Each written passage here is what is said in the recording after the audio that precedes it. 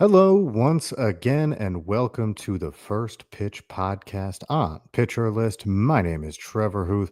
Always happy to have you with me. We got lots to get to news and, of course, notable performances and seeing what's coming up later today. Let's jump right in the news. Ivan Herrera, catcher for the Cardinals, is hurt once again, and he may miss about a month with a hamstring strain. No official timetable, just some guessing going on, but he's likely to be out longer than the 10-day IL that he was placed on. It's a big loss for the Cardinal lineup. I mean, Herrera was hitting 320 with 8 home runs when healthy.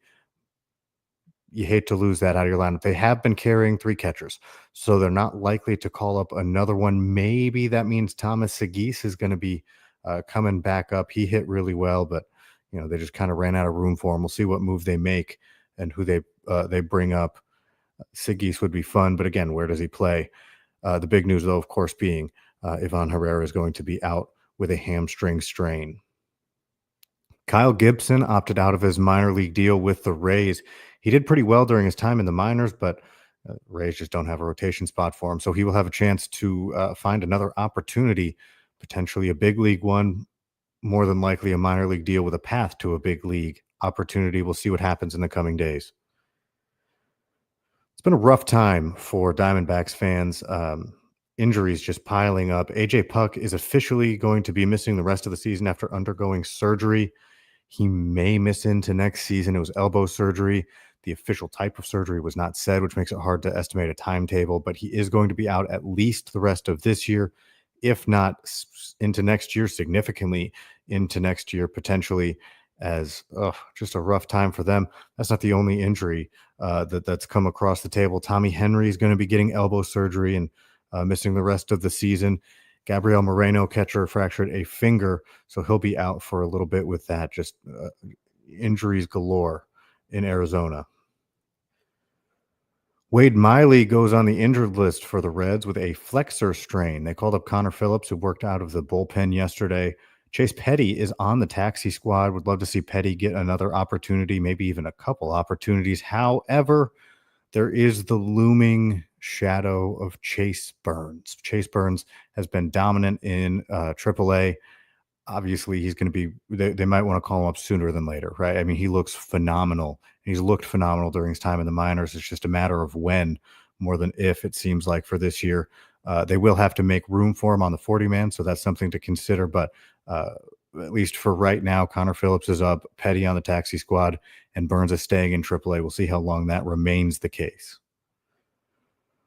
For the Dodgers, Roki Sasaki heads to the 60-day IL, meaning he can't return until mid-July now from his shoulder issue. The Dodgers traded for Zach Penrod. This is why Sasaki went on the 60-day IL. They needed the 40-man roster spot. Penrod, a hard-throwing lefty reliever who was DFA'd recently by the Red Sox following the Rafael Devers trade. They brought in a couple guys on the 40-man. They had to make room for him since they only traded one away, and that just happened to be Penrod, who should potentially see some time in that bullpen for the Dodgers at some point. Speaking of the Red Sox, they had optioned Christian Campbell. The general consensus was that meant Wilyer Abreu was coming back, and that is exactly what happened. Wilyer Abreu has been officially instated by the Red Sox. The White Sox made a bunch of moves to their pitching and injected just a bunch of youth into it as well. Davis Martin heads to the IL with a forearm strain, and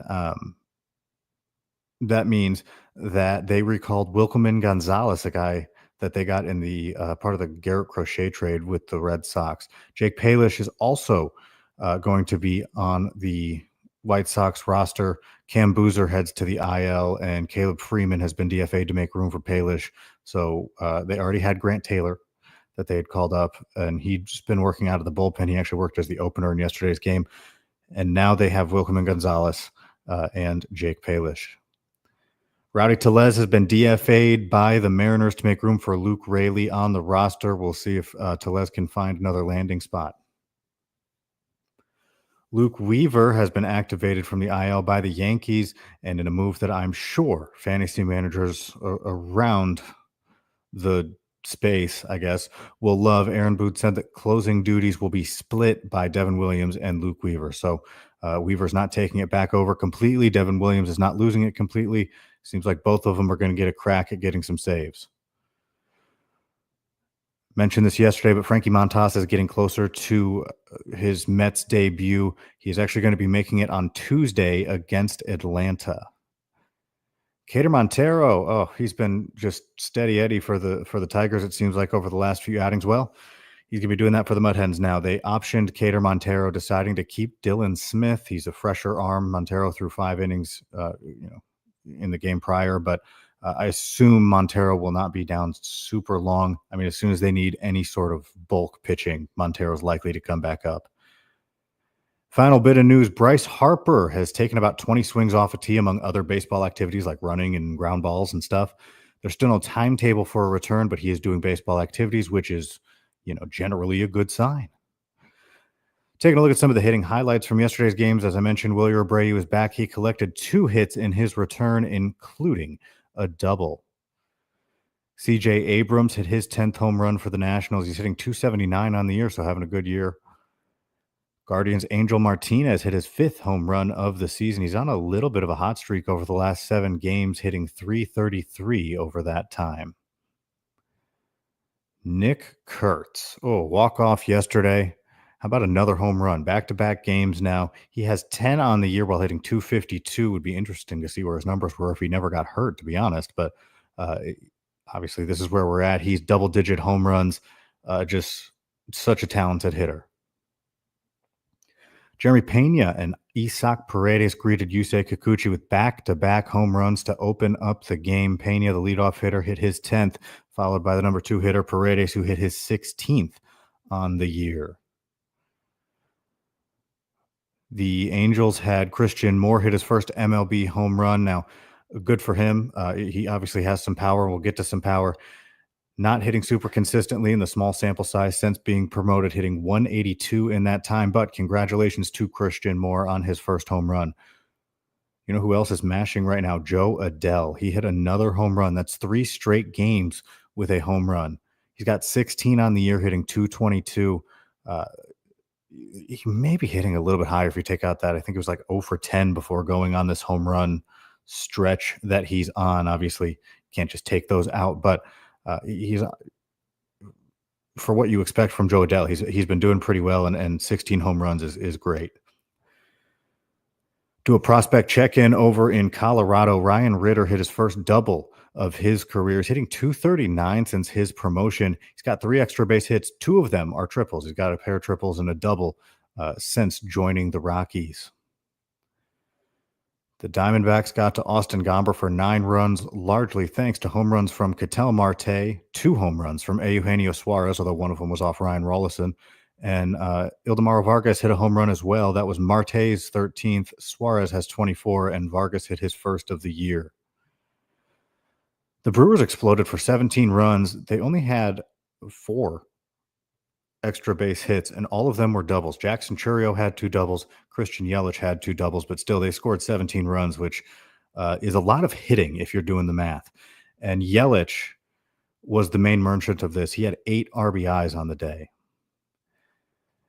Matt Wallner went deep, and the notable part about that is it was off Jacob Mizorowski, and so I guess you can get to Mizorowski, and good for Wallner hitting another home run. Speaking of powerful bats, Pete Alonso for the Mets continues to mash it like an unheard of rate for him. He had his 18th home run. He's hitting 291 on the year. That is crazy to be this deep in and have Alonso hitting for that much average. It's just not what he's done in the past. Agustin Ramirez knocked his 11th homer of the year off of Didier Fuentes, hitting 239 now since his promotion. I know he came out of the gates hot, but the hitting's gone down a bit, still has a ton of power, up to 11 home runs. Aaron Judge, well, he thought he was going to tie Cal Raleigh hitting a home run in yesterday's games. He has 27 on the year. However, Cal Raleigh was not to be messed with. He had a pair of home runs for the Mariners. He also stole his 9th base because why not? Just endless home runs and also going to be nearing 10 steals from the catcher position. If you drafted Cal Raleigh, good for you. Congratulations. Mitch Garber also had 2 home runs, giving him 3 home runs on the year. And if you're doing the math, that's 24 off of Cal Raleigh for the MLB lead. So he's getting there. Ian Happ hit a home run, and that makes it back-to-back games for him. Riley Green hit a pair of home runs. Love to see that. Colt Keith hit a home run, giving him bombs in back-to-back games. Spencer Torkelson wasn't in the lineup, but if he was, I like to think he would have hit a home run. I don't know. That's just like, as a Tigers fan, that's what we've been waiting on. Riley Green, Colt Keith, Spencer Torkelson, all to mash at the same time. 2 or 3 ain't bad. And Yandy Diaz went deep twice for the Rays in that game against the Tigers. Let's take a look at some of the starting pitching from yesterday. Hayden Birdsong, I had mentioned I liked him against Boston. Well, 4 1/3 innings, 4 strikeouts, gave up 4 earned runs. Mackenzie Gore, tough matchup against the Dodgers. Struck out 4, walked 4, while giving up 5 earned runs across 5 2/3 innings. Tanner Bybee takes the loss after throwing 8 innings and giving up 4 earned runs with 10 strikeouts against the A's. Jeffrey Springs also had a great game on the other end of that matchup. 7 1/3 innings, 6 strikeouts, and 1 earned run. Hunter Brown not getting to the strikeout numbers that, we're used to from him, frankly. Struck out 4 over 5 innings, only gave up 1 earned run. Mentioned Yusei Kikuchi gave up back-to-back home runs to Pena and Paredes to start his day. Well, he settled in very nicely, did not give up another run, ended up throwing 7 innings with 9 strikeouts after those 2 solo shots. Jacob Mizorowski, I guess he is human. Again, he gave up that bomb to Wallner. He went 6 innings in total, 2 earned runs with 6 strikeouts, only 1 walk, and you love to see the 1 walk, honestly. That's like the main thing with Mizorowski that I'm watching is, where are those walk rates at? If they start to creep up, things could go south real quickly. That was my matchup of the day. He faced off against Joe Ryan, who had 7 strikeouts, 3 earned runs over 5 1/3 innings. Blade Tidwell wound up getting the start for the Mets. This was his second MLB start. The first one went not great at all. This one went better. 3.2 innings, 2 earned runs, 3 walks, and 4 strikeouts. So a solid day from Blade Tidwell. It looked like he settled in a little bit more from what he was in his MLB debut. Zach Wheelered, trying to make it a verb. Not sure it worked out well. Either way, he struck out 8 over 5 shutout innings, which is, well, that's Zach Wheelering for you. Brady Singer struck out 7 over 6 innings, a 1-run ball for the Reds. The other side of that, Andre Palante throws 6 shutout innings and strikes out 4. This was actually a really fun matchup. Didier Fuentes versus Jansen Junk. Fuentes was making his MLB debut. He did pretty well. 5 innings, 3 strikeouts, 4 earned runs. I mean, for a 20-year-old making his MLB debut, that's pretty solid. On the other side of it, Jansen Junk has figured something out. He's looked great out of the bullpen. Did not expect him to do what he did. He went 5 innings, gave up 1 earned run, and struck out 5. I figured he'd be an opener, throw for an inning, maybe 2. He went 5 innings, looked really, really good, and he's going to be a weapon for the Marlins. I mean, data backed and everything. Phenomenal. Grant Taylor, as I mentioned, was the opener for the White Sox. He struck out 1 in his lone inning of work, and man, I wish the White Sox weren't monitoring his innings. Ugh, I get it. He's coming off injury, but he's going to be so much fun when he gets released, whether that be as a bullpen arm next year or in their rotation. He's going to be a lot of fun. Maybe a glimpse having him open in this game. Max Fried with 7 strikeouts in 7 innings, gave up 3 earned runs. And finally, in terms of the pitching yesterday, Jacob deGrom still cooking, 2 earned runs over 6 innings with 7 strikeouts. And Mike Burrows had a few good outings heading into it, but the Rangers got to him a little bit. 4 earned runs, 4 2/3 with 4 strikeouts on the day. Those were some of our highlights and news from yesterday. We're going to take a look at the pitching matchups coming up today. Going to point out a few of them. We'll do that when we come back. Once again, my name is Trevor Hooth. We're going to take a quick time out. This is the First Pitch Podcast on Pitcher List. And welcome back to the First Pitch Podcast on Pitcher List. My name is Trevor Hooth. Always appreciate having you with me. We've talked news, we've talked hitting, we've talked pitching. Now, let's take a look at some of the pitching matchups coming up later today, starting with Kumar Rocker against the Pirates. Hey, it could be interesting. He's had a rough year. I mean, try not to look at his ERA, but he did strike out 6 in 5 shutout innings against the White Sox. Yes, I'm aware it's against the White Sox. However, that was his last time out. We'll see what he can do against Pittsburgh as he's opposite Mitch Keller on the mound in that game. Noah Cameron for the Royals bounced back nicely from his 6-run outing against the Yankees. He threw 5 shutout innings with 7 strikeouts against the Athletics. His last time out, he'll have Dylan Cease in the Padres. I think I'm just endlessly interested to see how Noah Cameron does, and um, almost expecting success at this point. He's got like a 2.2 ERA, even with that 6-run outing he had. Mick Abel's going to be on the mound, and it just makes me so happy. I mean, just not just a spot start. He was a forgotten about guy. He's been throwing more strikes, and it's if you haven't watched it, I mean, it looks as real as it can be. And I will always be interested when Mick Abel is throwing. I'm just going to throw that out there. I may not talk about him every first pitch podcast that he does, but Mick Abel being a probable starter and being in that rotation at least for the moment for the Phillies is just chef's kiss. Finally, the matchup of the day. Got a couple pitchers who've been pretty hot lately facing off. It's going to be the Mariners versus the Cubs. Emerson Hancock versus Cade Horton. Hancock went 7 shutout innings against Cleveland last time out. Horton went 5 2/3 shutout against the Pirates his last time out. Both of them have been pitching very well, and that's going to make it fun. Of course, I don't know what the hitting on either side is going to do, but I do think Emerson Hancock and Cade Horton, it's going to be a really fun matchup to watch. Definitely would. I I lose fantasy a lot, but I would have no problem putting them in my rotation for tomorrow. I think both of them could have really good days. We'll see what actually happens. If you listen to tomorrow's podcast, we'll check in on it and see how I did.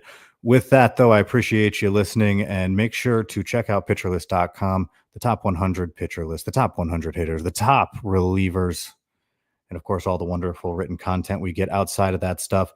And make sure to join the Pitcher List Discord. You can do that by joining PL Pro. We talk baseball constantly. Constantly. I just shared earlier tonight that Hendry Mendez hit for the cycle. Congratulations, Hendry Mendez. Love that. Anyway, join the Discord. Talk baseball with us. We would love to have you. I will see you guys tomorrow. This has been another edition of the First Pitch Podcast on Pitcher List.